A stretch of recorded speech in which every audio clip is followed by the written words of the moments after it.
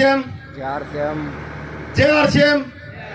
साथियों, diamond city Jind से हूं, लेक्चरर रहा हूं, बहुत कुछ सीखा है, समय कम मिला है दोस्तों। थोड़ा सा अपने विजन के बारे में बताना चाहता हूं।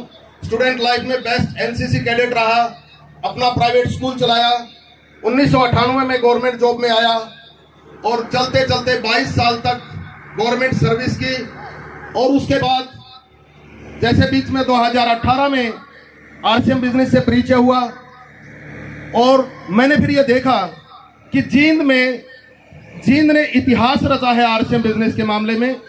आदरणीय गुरुदेव सुरेंद्र वत्स जी, विजय विरोधिया जी, बलवान दीक्षित जी, श्रीचंद अत्री जी, दिनेश मोहन जी, विनोद शर्मा जी, मैंने एक फहरिस्त बहुत लंबी लिस्ट देखी जींद के अंदर जो आज आरसीएम बिजनेस में चमकते हुए सितारे हैं।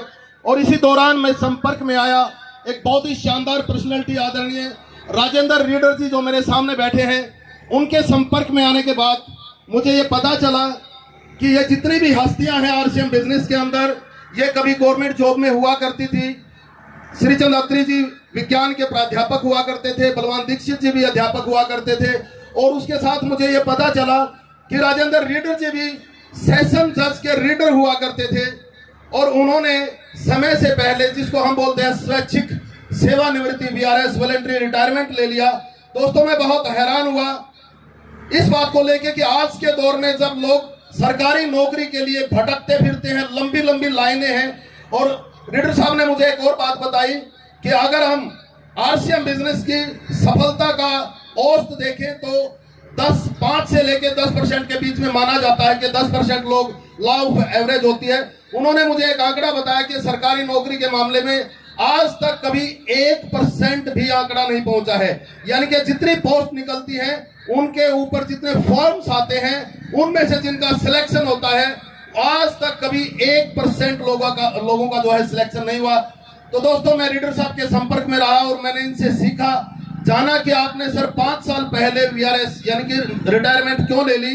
तो रीडर साहब ने मुझे बताया कि जब हम रिटायर हो जाएंगे तो हमारी जो सैलरी होगी वो 40% पे आ जाएगी। यानी कि मैंने अंदाजा लगाया दोस्तों, उस टाइम मैं लेक्चरर था, हरियाणा सरकार में गजटेड पोस्ट होती है और मेरी सैलरी थी 82,000 रुपए। दोस्तों, कोई छोटी बात नहीं होती आज के दौर में लेक्चरर की पोस्ट। लेकिन ये जो है ना एक मार्गदर्शन का एक विषय था, क्योंकि मैं रीडर साहब के संपर्क में रहता था और बहुत सारे साथियों के बारे में मैंने सुना।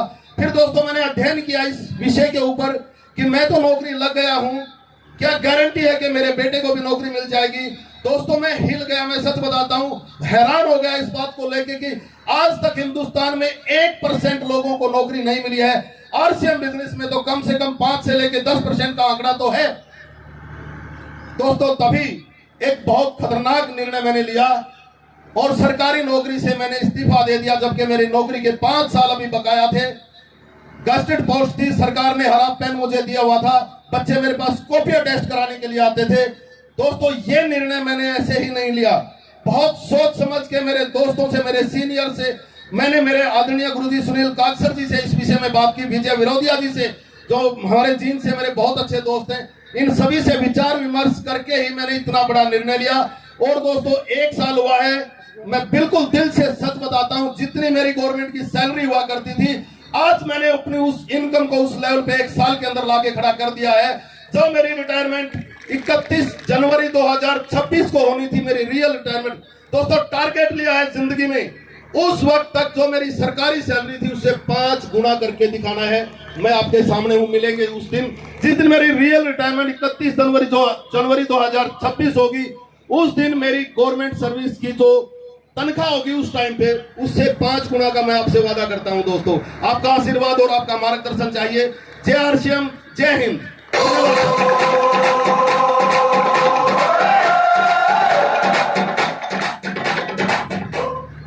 बलवान जी, आप इधर आके बैठिए सामने। ये आगे वाला सोफा आपका है। हाँ, रियल।